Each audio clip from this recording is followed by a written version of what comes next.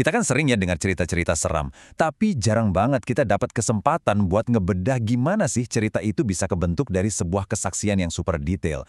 Nah, fokus kita sekarang adalah misteri kelam dari sebuah proyek pembangunan jembatan. Saya antusias banget nih buat ngajak kalian ngelihat struktur ceritanya, fakta-fakta di baliknya, dan gimana semuanya dirangkai jadi sebuah misteri yang, jujur aja, lumayan bikin bulu kuduk berdiri. Tepat di awal materi sumber kita ini, kita langsung ditembak sama satu pertanyaan yang kuat banget. Pernahkah Anda mendengar bisik-bisik soal proyek besar yang katanya butuh tumbal? Ini pancingan yang luar biasa. Sebagian besar dari kita mungkin bakal mikir, tumbal proyek itu cuma mitos doang. Tapi dokumen ini pelan-pelan menantang logika kita. Penulisnya seolah nanya, terus gimana kalau ada kejadian aneh yang terus-terusan berulang di satu lokasi proyek?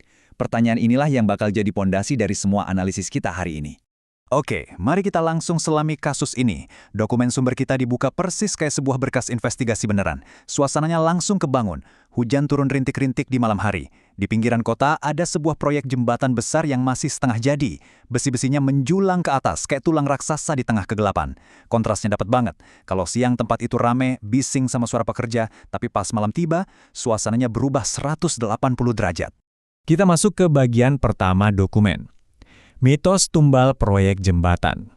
Dokumen ini nggak langsung ngelempar kita ke hal-hal mistis. Kita diajak kenalan dulu sama saksi utamanya, seorang penjaga malam bernama Pak Darto. Nah, fakta bahwa dia udah jaga proyek itu selama 3 bulan tuh penting banget buat dicatat. Kenapa? Karena bulan pertamanya berjalan sangat normal. Pak Darto ini bukan orang baru yang gampang parno atau kaget sama suasana malam di lahan terbuka. Dia udah terbiasa. Tapi, transisi dari keadaan yang tadinya normal, inilah yang jadi kunci buat ngebongkar kejadian berikutnya. Masuk ke bulan kedua, wow, rentetan kejadian ganjil mulai bermunculan. Cepet banget, nggak masuk akal. Coba perhatiin pola ini. Tiap kali mau ngecor besar-besaran, selalu ada aja kecelakaannya. Bukan cuma sekali, tapi 3 kali berturut-turut. Ada pekerja yang tiba-tiba jatuh dari ketinggian, terus alat berat rusak total tanpa ada masalah mekanis sama sekali, dan yang paling ekstrim, ada satu pekerja yang mutusin buat beneran berhenti kerja. Alasannya, dia terus-terusan dengar suara orang nangis dari bawah struktur pondasi. Seorang tukang senior sebenarnya udah ngewanti-wanti supaya jangan kerja lembur di malam Jumat. Tapi mandornya malah ketawa dan bilang itu cuma sugesti aja. Sekarang, mari kita lihat bagian kedua, shift malam Pak Darto. Si mandor mungkin bisa santai dan ketawa di siang bolong ya, tapi bayangin nasib Pak Darto di malam hari. Catatan sumber kita ngerekam momen pertemuan spesifik ini dengan sangat detail. Waktu itu sekitar jam 1 dini hari. Angin lagi dingin-dinginnya, plastik-plastik proyek pada berterbangan, Pak Darto lagi keliling patroli bawah senter. Awalnya kerasa kayak shift malam biasa aja, sampai suasana normal itu dirusak sama sebuah anomali.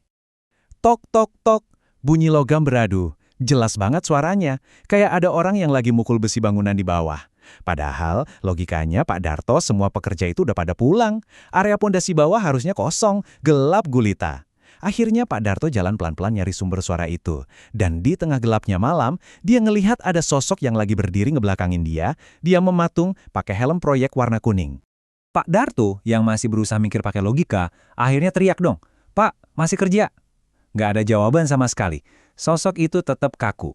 Pas Pak Darto jalan makin dekat, mendadak suhu di sekitarnya berubah drastis. Badannya kerasa dingin banget. Tapi tahu nggak apa detail paling mencekam yang dicatat di dokumen ini? Langkah kaki sosok berhelm kuning itu sama sekali nggak kedengeran. Sunyi senyap. Sesuatu yang benar-benar nggak wajar buat ukuran orang yang jalan di area konstruksi. Dengan perasaan penasaran campur takut yang luar biasa, Pak Darto nekat ngarahin senternya lurus ke arah wajah sosok itu. Dan apa yang dia lihat? Kosong. Wajahnya benar-benar nggak ada. Dan cuma dalam sepersekian detik, sosok yang tadi jelas-jelas berdiri mematung di depannya itu, lenyap gitu aja tanpa bekas. Nggak ada siapa-siapa di sana. Besok paginya, jelaslah Pak Darto ini syok berat. Waktu dia ceritain kejadian itu ke tukang-tukang lain, barulah konteks sejarah proyek ini kebongkar. Salah satu tukang senior sempat terdiam sebelum akhirnya ngebuka sebuah rahasia kelam. Ternyata, sebelum proyek jembatan ini dibangun, pernah ada kecelakaan kerja fatal di titik yang sama. Ada pekerja yang meninggal, tapi entah gimana caranya, kasus itu ditutup-tutupin dan dihapus dari catatan resmi. Penampakan semalam tiba-tiba jadi punya latar belakang yang masuk akal, walaupun wujudnya jelas-jelas di luar nalar. Kita bergeser ke bagian ketiga dokumen, penemuan sesajen misterius. Mulai dari malam penampakan itu, Pak Darto makin sering diganggu. Entah suara ketukan di besi, atau tiba-tiba namanya dipanggil dari arah pondasi. Tapi puncaknya kejadian di jam 2 pagi. Dia nemuin sebuah instalasi aneh yang tersusun rapi banget di atas tanah proyek. Beberapa helm kuning disusun rapi ngebentuk lingkaran. Dan di tengah-tengah lingkaran helm itu ada sesajen kecil. Padahal pas dia patroli sebelumnya, area itu bersih. Artinya ada seseorang atau sesuatu yang sengaja nyusun barang-barang itu di tengah malam buta.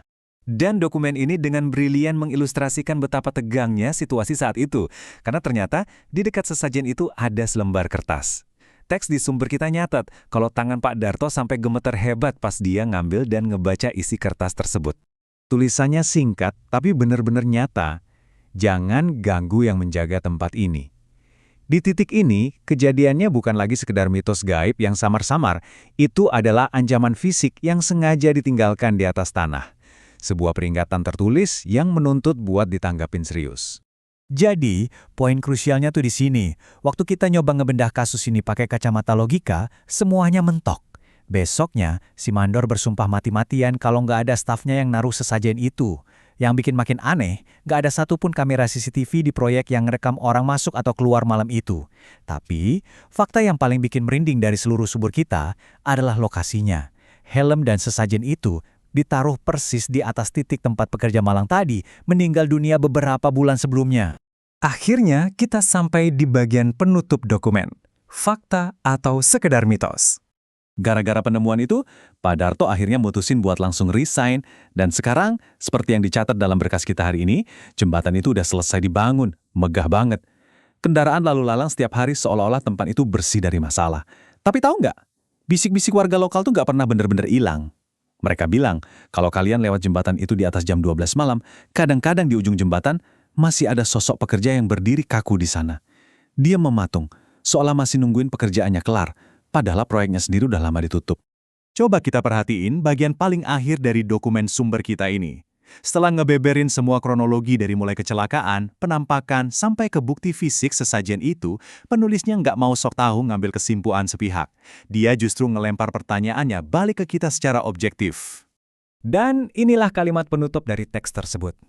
Apakah tumbal proyek itu cuma mitos pekerja lapangan, atau memang ada sesuatu yang sulit dijelaskan? Ini cara yang epik banget buat ngebingkai sebuah urban legend.